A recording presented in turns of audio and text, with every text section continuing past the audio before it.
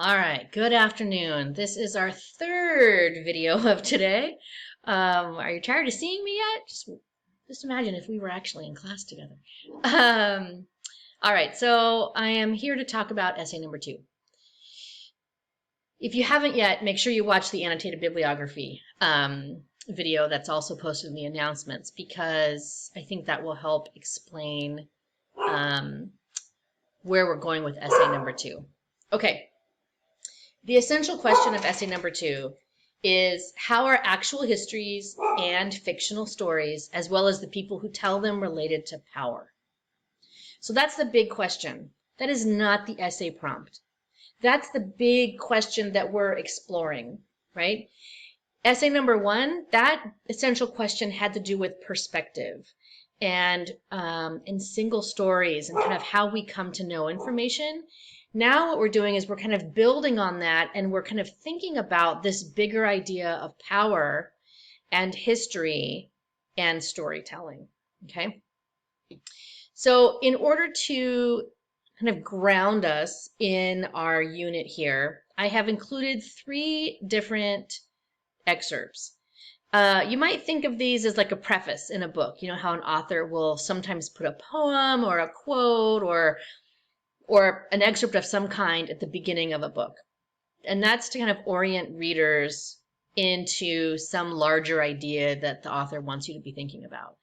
My goals are not quite that lofty. But I have 3 excerpts here that I want you to consider. The first comes from Yaw's chapter.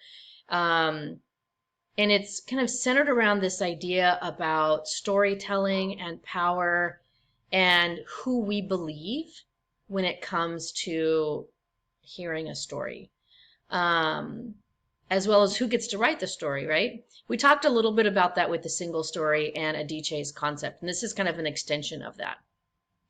The second is a Nigerian proverb. I don't think that this proverb comes exclusively from Nigeria, because in my research about it, it's actually a very common proverb that is well known throughout Africa, throughout various countries within the African continent. But the way that it came to me was via a Nigerian proverb, and that's why I've stated it this way. This idea, until the lion tells his side of the story, the tale of the hunt will always glorify the hunter, right? Again, thinking back to what Yaw says here about who has the power in telling a story. And in that power, what gets told, what gets omitted.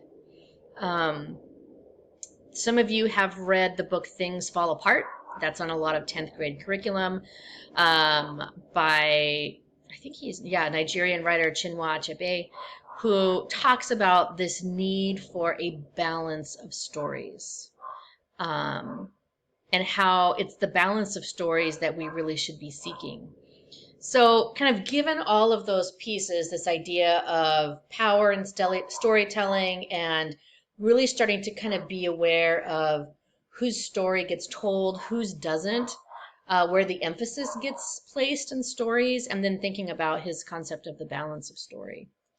Your task is to write an essay in which you explore how power informs the narrative choices in the chapter of homegoing, and how the story itself reframes or reinforces the power.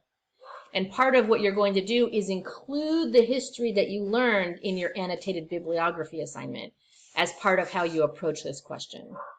Now, that is a big ask, and it's a big reach, but that's partly why the annotated bibliography is designed to get you thinking and learning about the history in the chapter that you chose, and how that history relates to your character. So now I'm asking you to take that next step and to think about, well, how did Ya Jessie, author of Homegoing, what did she do to the power dynamic by giving us the history the way that she did, or by allowing the story to be told in a different way, or by a different character, or through a different lens? You've got some questions here to get you thinking. Now, I know that some people were like, well, Miller, are these the essay prompts? No, they're not necessarily the essay prompts. It's more about just questions to kind of have you think about, again, like, who is telling the story here? And why do you think the author made that choice. What does it do for us as modern readers as we're learning about this historical movement or trend or event? What does it mean about maybe how that history has been understood? Who was the hunter? Who was the hunted, right? What does it mean if she has kind of shifted that around? What does that do for our understanding? So like the first essay, in that you had a lot of latitude with how you wanted to approach your essay topic, the same thing is true here, right? You have history now, the research that you've done from the annotated bibliography. You have kind of any of these excerpts from what Ya is saying, or the proverb, or what Achebe is talking about, the balance of stories. And you can kind of think about exploring this dynamic between power and storytelling and history. If you want to keep your focus just on your chapter, just on your character, then you can do that. For example, my annotated bibliography example was about H and convict leasing. If I only wanted to talk about H and kind of, again, think about this essay prompt about who has the power, how she's telling that story, how she's kind of upending that story, I can just focus it on H. But as you'll see, you also have an opportunity to kind of look at that power dynamic and talk about what you're learning about in that chapter, and then broaden your scope to what she's doing in the book overall. That might be a little bit unwieldy for folks. If you don't want to tackle that, you certainly don't have to. But what you notice happening in the chapter could just be an example of what she's doing overall as an author. And if you would like to explore that, then you have the ability to do that. Do you have to answer all of these questions in your essay? No. Again, these are questions to get your thinking. Can you decide to anchor your essay around any one of these questions? If you feel like you really want to do that, you can, but you are not limited to that. Can you bring in material from essay number 1? Like, could you bring in Adichie's single story concept? Sure. But you need to make sure that you're somehow connecting it back to what I'm asking you in this assignment, and that has to do with the issue of power. You can bring in any of the history that you learned from your annotated bibliography. You need to assume that the reader has not read Homegoing. So part of what you will have to do in this assignment is provide a little bit of information about your chapter. Now, again, if you are writing an essay that is only talking about your one chapter, then you don't have to summarize the book, but you do need to give some information about the chapter. If in the essay you want to go ahead and broaden that lens and talk about your chapter plus what's happening in the book overall, then you need to give at least a little bit of time to just explaining what's happening in the text and the book overall. Not like all these chapters and like talking about all the characters, but kind of what Jessie is doing as an author overall. You do need to provide a little bit of background about the history that you're talking about. Again, if I'm writing about H and H's chapter, then I need to give a little bit of a summary about convict leasing. And again, I can use my annotated bibliography for that. So the annotated bibliography, so now hopefully you can kind of see the connection, right? That annotated bibliography feeds right into essay number 1. They're not separate assignments. They're meant to build one off of the other, okay? This is a thesis-driven essay, so you will include your thesis. You do not have to include it in your introduction paragraph, which is the same as it was for the first essay. Wherever it lands, you need to please make sure that you underline it so that I can see what you're talking about for your thesis. Same as the first essay, you can't write a three-point thesis or any kind of point thesis. If you do, that's an automatic no pass. Not yet passing.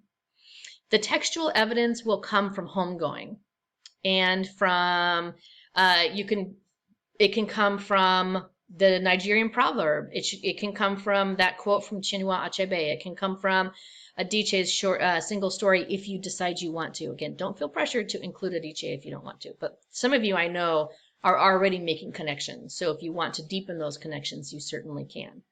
but you will also need to include information and textual evidence from the book Homegoing. Okay, so the one thing I want to underscore here is that this essay is going to require more of your analysis than the previous essay. The previous essay had a lot of sources, right? Barefoot Gen, Hiroshima, any of the interviews, any of the articles, a D-Chase transcript. You had a whole array of material to use for your essay number 1. But for essay number 2, you really have the book and whatever history you wrote about for the annotated bibliography. And so this essay is really going to be more analytical in nature because it's based on your thinking. Like, what do you think about the power dynamic of your chapter, or about what you think she's doing in the book overall? How does that connect to the history that you learned about? That's all you're thinking. And so it's going to be more important for you as you're structuring this essay to really kind of break down what your ideas are, right? Again, I talked with a lot of you about essay number 1, and that, you know, you don't want your paragraphs to be driven by the evidence. Oh, I'm going to use homegoing here, and I'm going to use this here, and this here. No, no, no. You want your body paragraphs driven by your ideas. And so this essay is going to take more marinating time. You're going to have to do some more thinking about it and jot down ideas. Pre-writing for this essay is really going to be important for you because you can't write this essay cold. It's going to be too difficult. Okay. I think that this is it. You need to have at least one of your sources from the annotated bibliography. The other source needs to be coming from homegoing. I would encourage you to keep an eye on your word count. So as part of essay 1, when that gets returned to you, you'll see, or whatever your word count was there, you need to subtract 5,000 words from that, and that tells you what you have left for essay 2 and essay 3. I always give a recommended word count, but remember, it's up to you. Some of you wrote really short essay number 1s. Some of you wrote really long essay number 1s. You can decide how long you want your essay to be, but by the end of the semester, you have to hit 5,000. So just kind of as a reminder. The spring break, unfortunately, really falls at a bad time for this essay. And because I can't push essay number 2, the due date, any further out without impeding what we're going to be doing for essay number 3. So unfortunately, that means that I can't squeeze in a full rough draft that I give feedback on. So instead, what I'm going to do is really work on conferencing with you about essay number 2. We'll talk more about that after the break, but your essay isn't due until the 22nd of April. Your annotated bibliography is due by the 15th.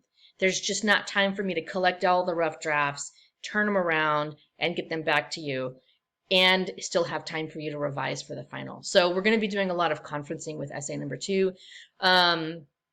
And then, yeah, I'm not sure where I was going to go with there, but all too many videos today. But I would encourage you to go ahead and hop on there and schedule 1 or 2 conferences. The schedule's open. If you know what your work schedule is like or whatever it is, go ahead and snag some. Yeah, I think that's it. Okay, so that's my overall gist for essay number 2. If you have questions about it, then don't hesitate to ask. We'll talk more about it after the break, but I wanted to go ahead and give you a little bit of a walking through of the assignment before you go on vacation, or, well, a class vacation. How about that? If you have questions, let me know. If you want to meet this week to talk about it, we can do that too. Yeah, I think that's it. End of the videos for the week. Have a great week.